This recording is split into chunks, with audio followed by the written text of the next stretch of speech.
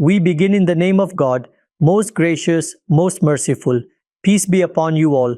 Welcome to another session of From the Desk of Ghamidi. Our discussion in the 23rd question series continues. Today, we begin the 43rd episode of that chain, a new topic and a new objection that is generally raised about the thoughts of Ghamidi Sahib is being presented to you. Thank you very much, Ghamidi Sahib, for your time. We find that a new objection, a new issue is often raised by religious scholars about your views. Many varied topics have come under discussion and will also come in the future. However, I would say that among them, there is one important topic, a very significant objection, and I have personally seen it dozens of times on Facebook. Books have been written about it.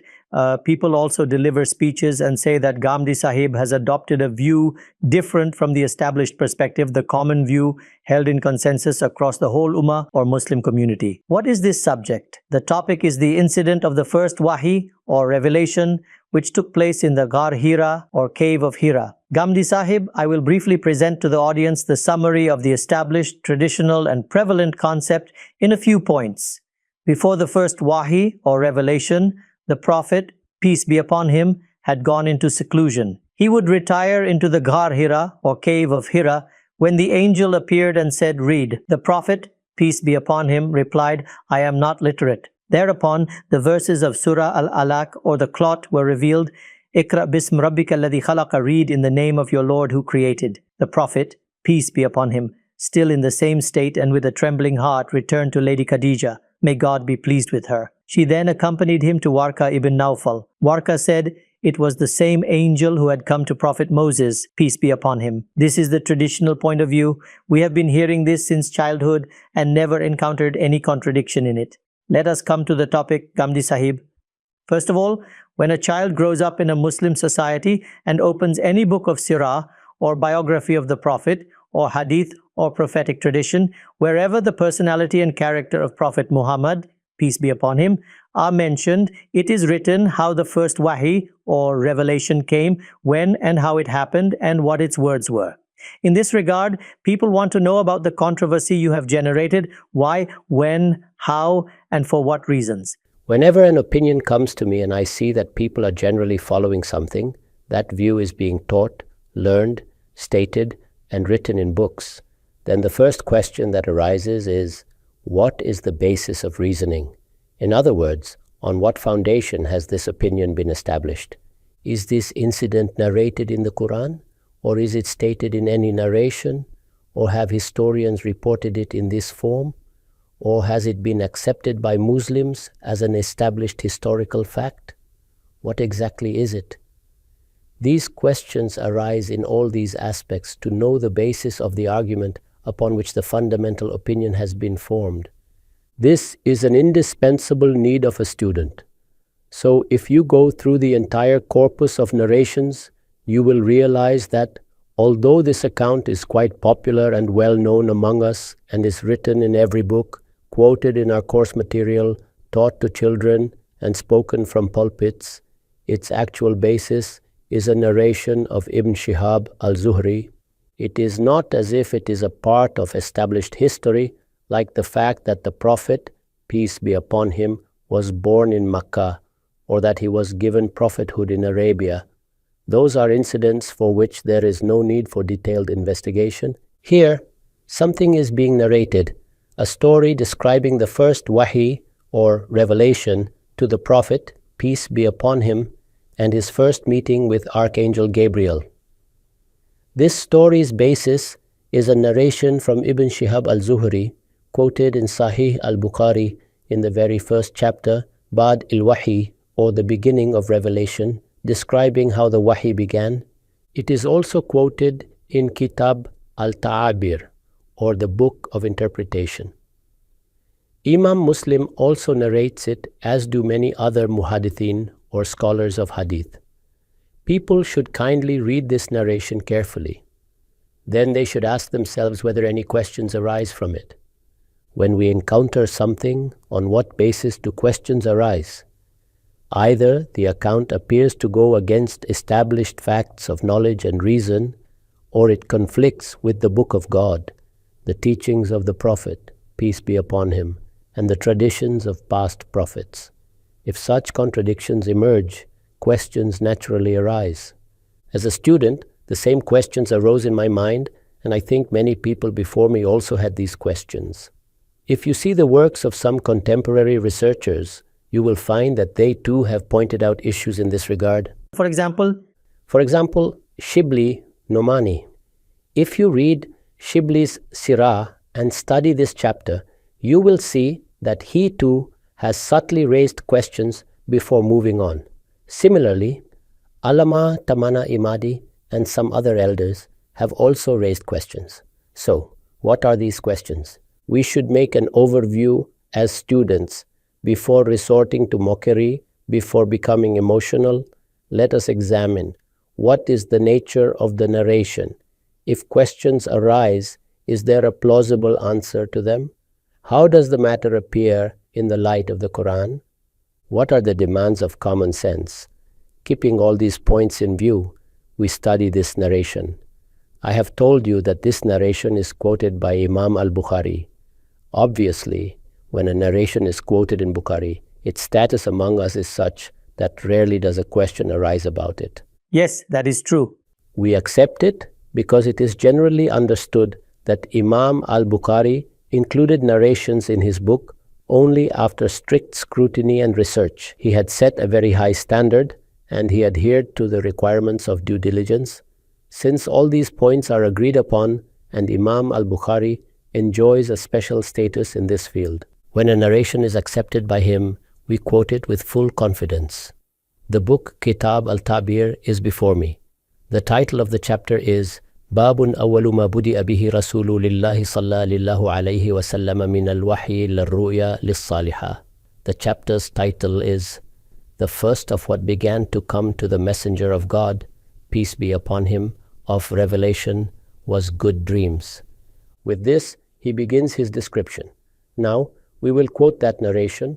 What is the chain of narrators? The chain of narrators begins from several of the students of Ibn Shihab al-Zuhri. It is mentioned here and in several other books as well that a list can be compiled of his students. Among us, Dr. Shahzad Salim Sahib has carried out detailed work on this subject. Who are the individuals in this chain of narrators? Who are all those who have quoted it from Ibn Shihab al-Zuhri? What was the personality and character of Ibn Shihab al-Zuhri himself? He has conducted thorough research on all these points. I am setting all that aside for now. If someone wishes to read it, he or she should consult that article. Before him, many scholars, for example, Allama Tamana Imadi, the author of Waqiat al-Ifk, or the incident of the slander, or the author of Ruhama'u Bainahum, or compassionate among themselves, have discussed in detail the personality of Ibn Shihab al-Zuhri and the information provided about him by the muhadithin, or experts in hadith. Originally, Ibn Shihab al-Zuhri is the source of this narration. Ibn Shihab al-Zuhri narrates it from Urwa ibn al-Zubayr. Who is Urwa ibn al-Zubayr? He is the nephew of Sayyida Aisha, may God be pleased with her. He and Abdullah ibn al-Zubayr are both nephews of Sayyida Aisha, may God be pleased with her. Hazrat al-Zubayr, may God be pleased with him, was the husband of Sayyida Azma, may God be pleased with her, who was the elder sister of Sayyida Aisha, may God be pleased with her. It is generally said that she was 10 years older than her sister. Urwa ibn al-Zubayr was the son of this Sayyida Asma, may God be pleased with her, the daughter of Hazrat Abu Bakr al-Siddiq, may God be pleased with him. From Urwa ibn Shihab al-Zuhri narrates the account. This was an introduction regarding the chain. Now, let us turn to the narration itself and notice the questions that arise from it. We shall read the narration in parts so that we can see which questions arise from which part, and for each such question, what sources could be consulted for further investigation. Keeping these points in mind, now listen. An Aishata radiyallahu anha, Sayyida Aisha, may God be pleased with her, states, Annaha qalat, she said, from this, it becomes quite clear that it is a mursal narration. What is a mursal narrations? A mursal narration is one with a gap in the chain, which means that from among the Sahaba or companions of the Prophet, a person is narrating about the Prophet, peace be upon him, but the narration is not marfu'a or explicitly attributed to the Prophet himself. It is not narrated in such a way that the Prophet, peace be upon him, himself said it, or that the narrator heard it directly from the Prophet, peace be upon him, or that on a particular occasion the Prophet, peace be upon him, said something and the narrator was present there. Such a clarification is absent here, to the extent that even by using the phrase an, which means from, the point is not conveyed as having been directly heard from the Prophet, peace be upon him. Rather, a companion narrates it as if it is being described in the Prophet's absence. So, it is among the Murasil al-Sahaba, or the interrupted narrations of companions. Sayyida Aisha, the al-Mu'mineen, or mother of the believers, is obviously a companion of the Prophet, peace be upon him, and is narrating this. She says, أول ما بدأ به رسول لله صلى لله عليه وسلم من الوحي للرؤيا للصادقة في للنوم.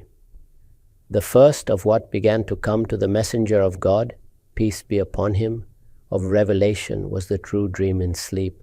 How did the wahi, or revelation, begin for the Prophet, peace be upon him? It happened in this way.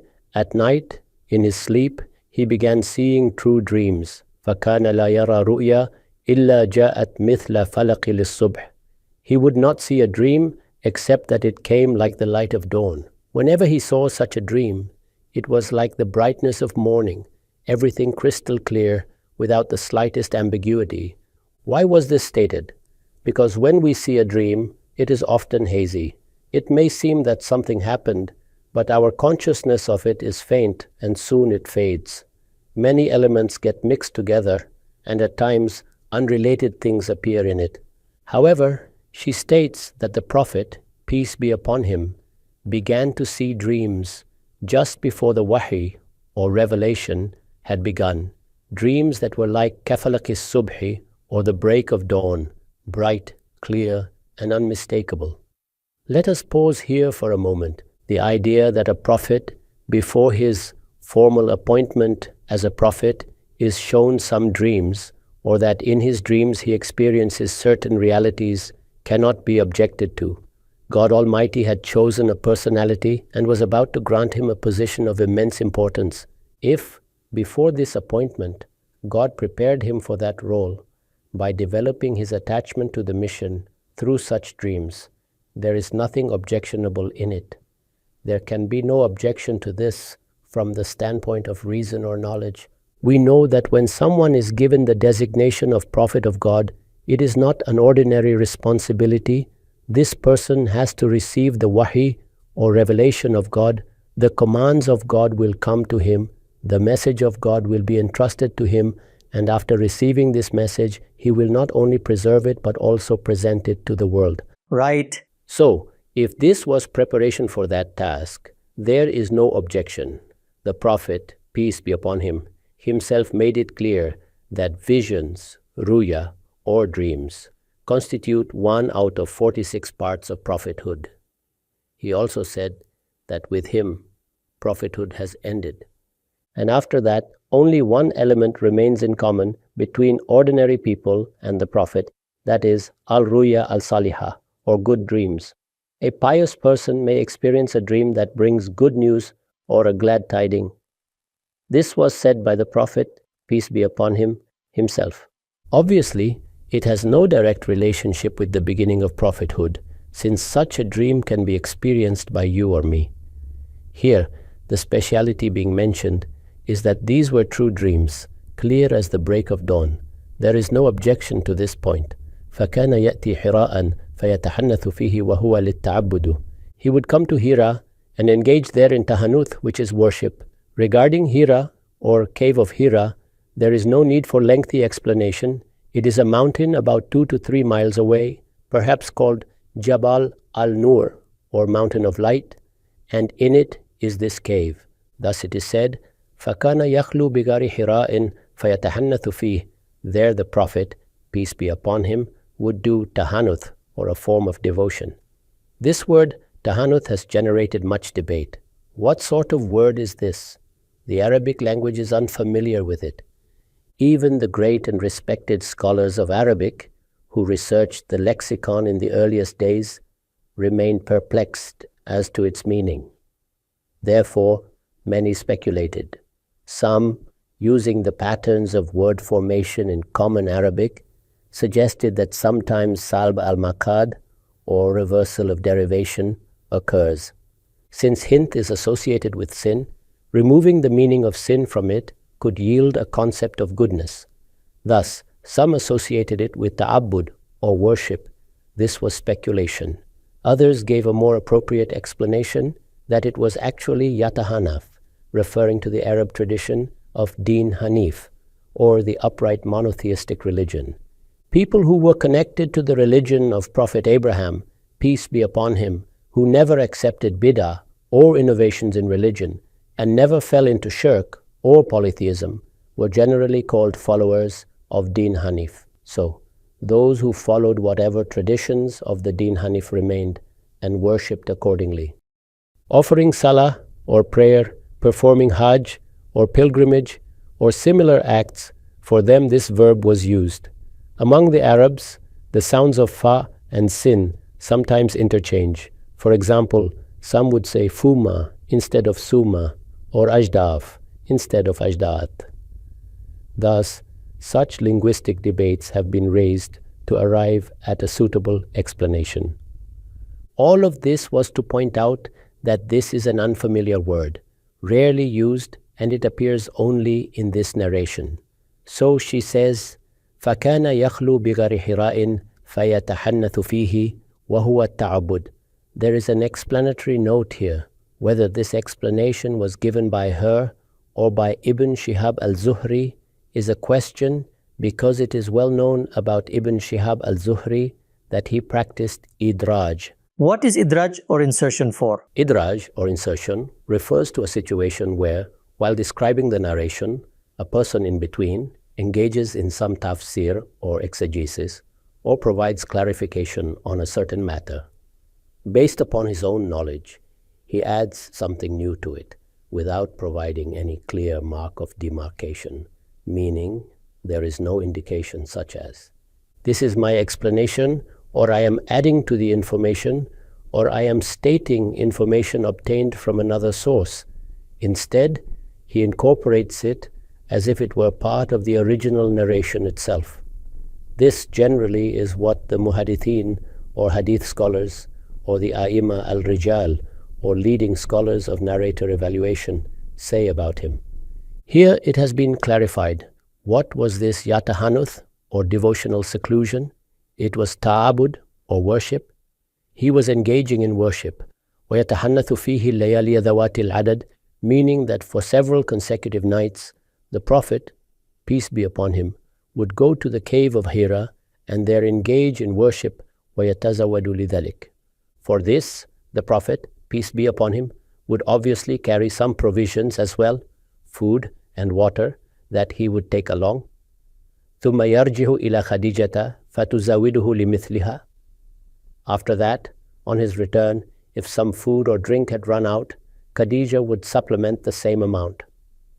This, it is narrated, was the routine of the Prophet, peace be upon him.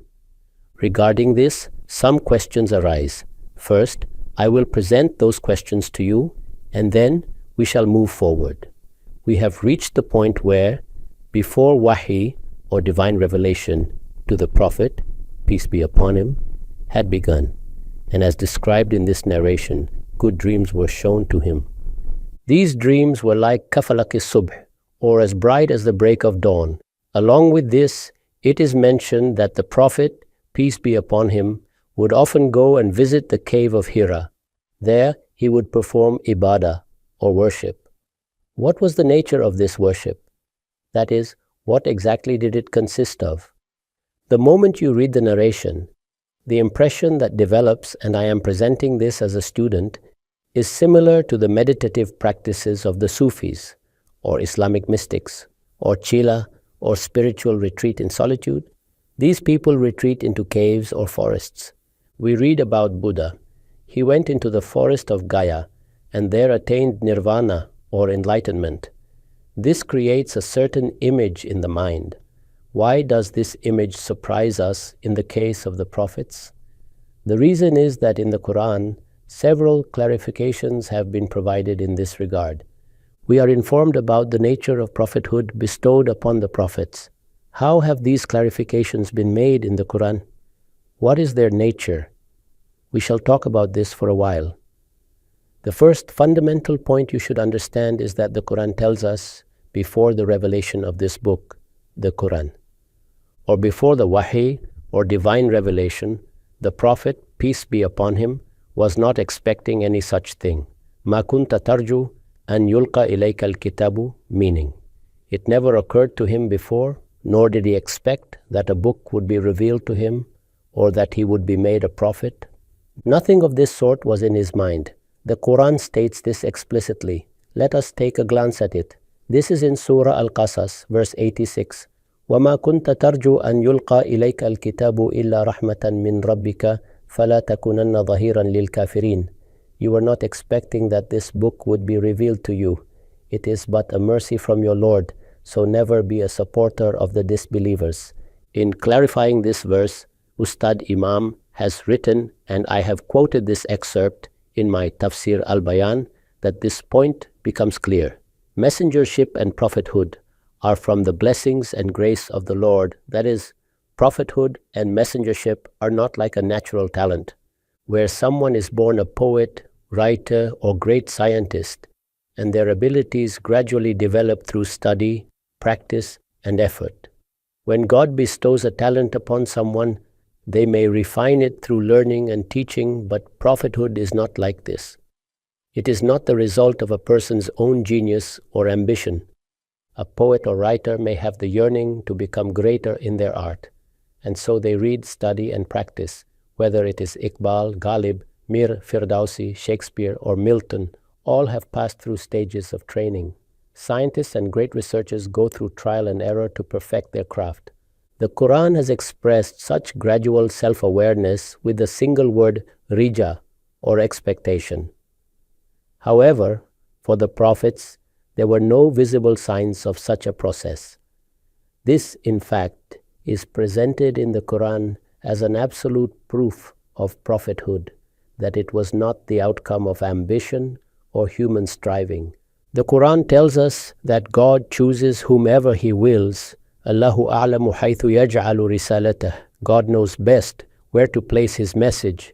The Quraysh objected, لولا نزل هذا القرآن على رجل من القريتين عظيم. Why was this Quran not revealed to a great man from one of the two towns? But God does not choose based on such worldly measures. Those selected are khiyar al-nas, or the best of people, in terms of moral character, yet they show no prior signs of poetic, literary, or oratorical genius, nor do they harbor ambitions for such positions. The Quran even refutes the accusation that the Prophet, peace be upon him, was a poet.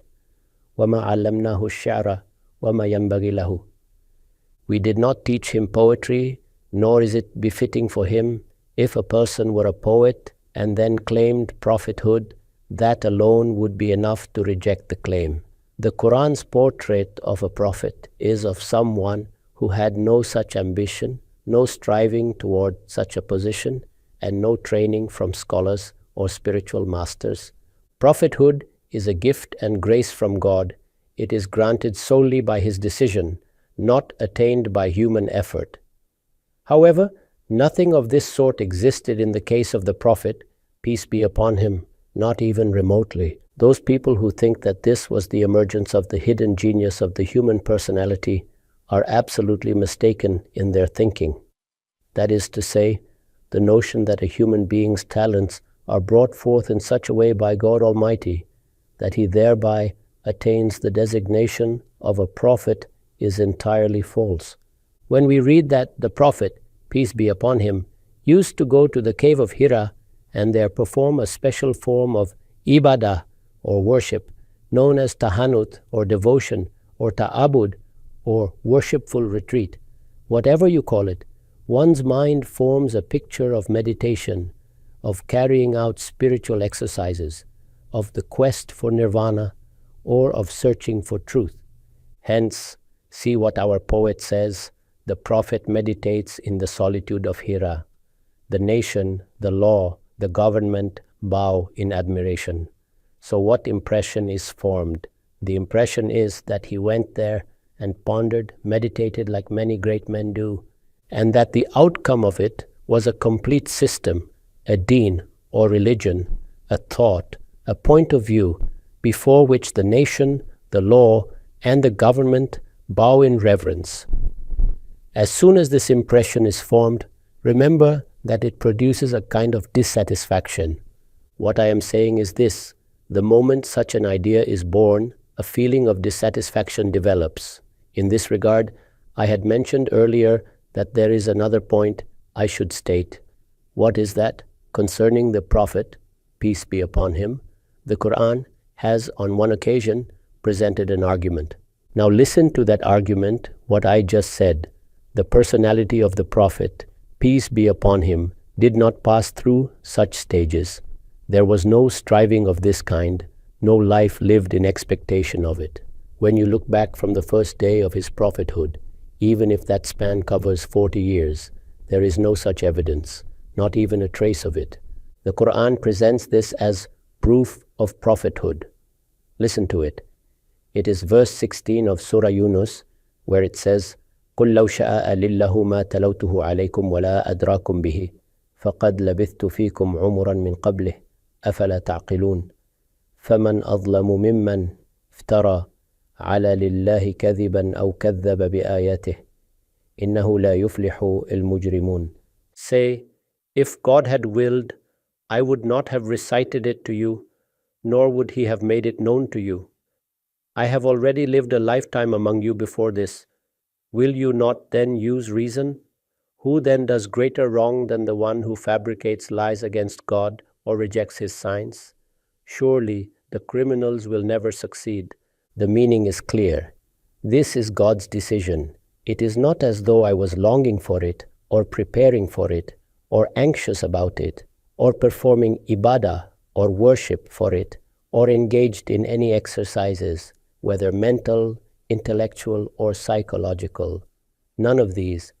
The Prophet, peace be upon him, is commanded to say, I have spent a lifetime among you. When did I ever speak in this manner? I have lived my life in your midst. You know me well. Why then do you not use your intellect? Who could be more unjust than the one who fabricates lies against God or rejects his signs? Indeed, such criminals will never prosper. This, therefore, is the Quranic argument. It says many great men have been born in the world.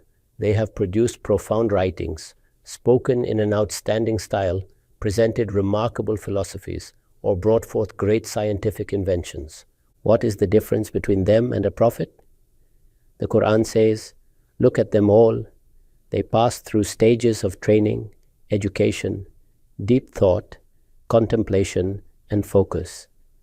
The knowledge or ideas they eventually present do not appear in a single day. They come after a long, fluctuating process of evolution. For example, Javed Nama or Bale Jibril was not handed to us in a single day. Milton's Paradise Lost was not produced on the very first day. Ghalib did not hand over his diwan in its final form instantly. Behind all such works lies a complete history. All kinds of experiences and trials take place, learning from teachers, engaging in exchanges, revising one's work. There is a gradual evolution of personality. The trial and error happens too. Indeed, this occurs in psychological development as well. If you study the lives of many great Sufis or Muslim mystics, you will see it. Allama Iqbal has even drawn comparisons, suggesting that prophethood might be understood in the light of Sufi experiences. However, the nature of Sufi experiences is entirely different. There too, the same pattern is seen that we observe in poets, writers, great people, scientists, or scholars, the stages of fluctuating evolution. The stages of suluk or spiritual wayfaring are being traversed. Exactly, step by step, a human being advances. Now in this case, the Prophet, peace be upon him, says, You know me. I have spent my life among you. Did you see even a trace of this in me? I have written on this, whatever has been said above, referring to the verse we just read, is such a powerful proof that any person of decent sensibility cannot dare to reject it. It means, when did you ever notice me taking interest in such discussions or expressing ideas on these matters, or engaging in any work to compile and arrange them, or acquiring any art related to them, which are now under discussion in the surahs of the Quran? In other words, one day the Quran began to be recited in my language, and I began to recite it. Regarding the past, these thoughts I now express, have I ever said such things before? Did you see any sign of them earlier? For such thoughts and their arrangement to appear, there must have been some training, some effort. If it were an art, I would have been engaged in learning it. Did you ever see me preparing for this? Like having a teacher sitting with an instructor to learn. Exactly. If there were a teacher, or I were learning something or teaching something or striving to achieve this or establishing contacts, this might allow for that doubt. But I have spent a full 40 years among you. When did you ever see in my conversation or daily life anything that could be called the preface to the divine call I now present? The things I speak today, there should, at the human level, have been some prelude to them. When did you see it? The human mind, at any stage of life, cannot produce something for which there are no signs of beginning or evolution in earlier stages. God Almighty has made it so. Take the greatest of men, you will see all the stages, the history of striving, of gradual development. Then comes the stage when they present their philosophy. Read Socrates, Plato, Kant, Hegel. Read the greatest philosophers, poets, whomever you wish. Have you ever seen in me the signs of such an evolution? You say I fabricate lies against God. Have you ever noticed the slightest trace of falsehood, deception, cunning, or wickedness in my character? Until now, you have regarded me as Sadiq, or truthful, and Amin, or trustworthy. How could such a truthful and trustworthy man overnight turn into a conceited babbler and slanderer? O servants of God, why do you not use your reason? Subhanallah. This was the Quran's argument. Understand its conclusion. In ordinary human life and character, it never happens that from the very first day a person exhibits the same biography, the same stature, the same perfection. This is a special attribute of a prophet. We, on the other hand, make mistakes, stumble, sin, take wrong steps, and in this way we gradually advance. Someone may lie or deceive or even say something wrong to a beloved mother, but no trace of such a thing was ever found in the personality of the Prophet, peace be upon him. Thus, from both angles, the Quran says, I have lived among you. Did you find any sign of this? The Quran says on another occasion, we have appointed you for the giving of divine call and revealed this book to you. This is your Lord's decision. Ma kunta tadri ma lakitabu wala imanu. You never knew what the book was, nor what faith was. You had no prior thoughts about what Sharia or divine law is, or what imaniyat or matters of faith are, what their foundations or philosophies are, or what their wisdom is. This then is the Quranic argument for the truth of the prophethood of the Prophet, peace be upon him. Now, if this is the argument, then one wonders what exactly is being stated when it is said that he used to frequent the cave of Hira or cave of Hira for performing ibadah or worship. Was it a form of solitude similar to that practiced among the Sufis? Was it an exercise in meditation? What exactly was it? And why was Gar-e Hira or the cave of Hira specifically required for it? The Haram or sacred mosque was very close to his house. Obviously, which place of worship can be greater than the Haram? So why did this happen at all? On this point, Ghamidi Sahib, I wish to ask you one question about what you have said. I need a little more clarification on it.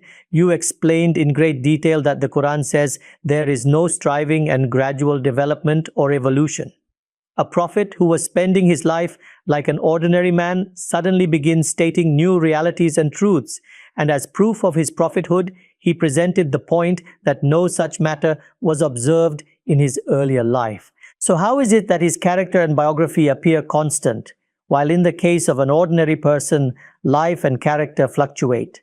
Someone might therefore say that from the very beginning, there was preparation being done for prophethood with respect to his life and character. I'm saying the same thing. Character and life are not the kind of things for which preparation needs to be done, meaning we as ordinary human beings train ourselves in this regard. We go through stages. There is just one attribute of the Prophet, peace be upon him, which the Quran states. That is khairu nanas, or the best among people. That is to say, with respect to sirah, or biography, and character, there is not the slightest doubt in him. On one side, there is no sign of gradual development for the manifestation of any talent. On the other, for the development of personality and character, there is also no striving and gradual evolution. If you observe, it is the same in both realms. Here too, things appear all of a sudden, and there, the same excellence exists right from the first day. When you look back at a prophet, peace be upon him, there is not even a trace of doubt about defect or contamination in him. So if you see both aspects, there is no striving for gradual development in either of them. Whatever has appeared here has been sudden, and whatever sirah or character there is has been there from day one. It has not passed through stages of growth like in the case of ordinary human beings. Subhanallah, meaning on that occasion, he has not claimed, "See, now I have turned pious." Precisely. He did not say, "I have become pious afterwards. I have done tawbah or repentance. I have turned myself around. Now I am addressing you." None of these things. This is the point which the Quran has presented as an argument. Now, the narration from Sahih al-Bukhari, which I have before me and upon which we are discussing, this is the second question that arises in it. As a student, one naturally wonders, what exactly was this business of frequenting Hira? Its reality should be clear. If the reality becomes clear, whether we come to know the nature of those visits, or that this tradition had existed before, or that it was a special worship of Hanifiya, or the pure monotheistic tradition of Abraham, then there would be no issue. However, the way it has been stated creates the impression that perhaps it was a practice to attain some sort of nirvana, or to see the results of certain meditations, or that it was being done to experience some special reality. Was it a special type of ibadah or worship as interpreted by Allama Iqbal? That is, such pure and secluded meditation in which, as a result of deep contemplation, everything came into being. Was this sort of practice going on? If so, then we do indeed find traces of striving and gradual evolution. This is the situation which gives rise to questions. Now, after this, the narration states, "Hatta faja'ahu al-haqqu wa huwa fi ghari Hira," meaning, in this manner, the Prophet, peace be upon him, kept going until the truth came to him, and at that time he was in the cave of Hira. فَجَاءَهُ الْمَلَكُ فِيهِ, an angel appeared there. The angel said, فَقَالَ اقْرَأْ, read. The Prophet, peace be upon him, replied, فَقُلْتُ مَا أَنَا بِقَارِئٍ, I cannot read. Then the angel caught hold of me and embraced me until my capacity to endure gave way. I became helpless. I lost my courage. ثُمَّ أَرْسَلَنِي, then he let me go. The angel again said, فَقَالَ اقْرَأْ, read. I replied, فَقُلْتُ مَا أَنَا بِقَارِئٍ, I am not literate. He embraced me a second time until my capacity to endure gave way, then released me and again said, read. I replied the same, I cannot read. He embraced me a third time until my capacity to endure gave way, then released me, and said, اقرأ باسم ربك الذي خلق خلق الإنسان من علق اقرأ وربك الأكرم الذي علم بالقلم علم الإنسان ما لم يعلم. These 5 verses, which are the opening verses of Surah Al-Alaq, were then recited to him, peace be upon him, and he repeated them back. Now, pause here for a while because some important questions arise. A major question is, what exactly does the Prophet, peace be upon him, mean when he says that Gabriel, peace be upon him, came and told him, "Read," and he replied, "I am not literate." There is no mention in the narration that any book was presented to him.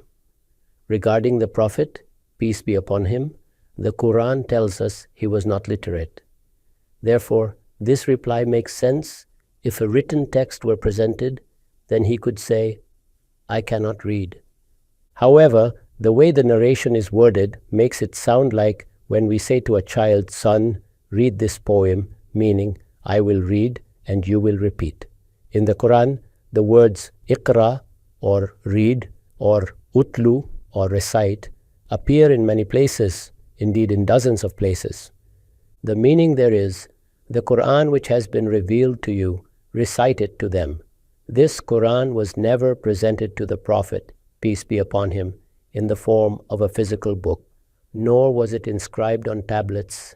It was revealed to the heart of the Prophet, peace be upon him, by Archangel Gabriel, as the Quran itself states. From there, the Prophet recited it to the people. So, what exactly is meant by his reply here? It is not entirely comprehensible. Now, pause a little further. When God Almighty grants prophethood to his Prophet, the Quran should give us some picture of it. Meaning there should be some earlier example of it. Exactly. We should have a reference point in the Quran showing how God bestows prophethood. But here, the situation described is the Prophet is embraced, released, embraced again until he cannot endure. Then verses are revealed. This requires us, as I said, to pause and reflect on the nature of how prophethood is conferred. The second point is that regarding these 5 verses, the impression is often created that this was the very first wahi or revelation. Since these verses are at the start of Surah Al-Alaq, we should ask, can they truly be considered the first revelation? There are criteria for determining this, and once I explain them, you will agree that they are sound. In light of those criteria, all such narrations can be reviewed. So, keep this point in mind. I have now placed these questions before you for us to review. Now, the narration continues with the Prophet's reaction, peace be upon him. After this incident occurred, he returned to the world, met people. And as the narration recounts, Sayyida Khadija, may God be pleased with her, would send some provisions with him when he went there. What happened next? That too you should listen to. Ghamidi Sahib, I feel that we are exhausting our time here. We wish to understand each and every aspect of this narration in detail, what questions arise and what argument the Quran presents against them. We have reached the point when the angel caught hold of the Prophet, peace be upon him, overpowered him and said, "Read," to which the Prophet, peace be upon him, replied, "I am not literate." After this, the verses were revealed. What exactly are these verses and what is the picture of the moment when prophethood was bestowed upon other prophets? We shall have a detailed exchange of thoughts on this in the next session, inshallah. Thank you very much for your time until now. Thank you very much.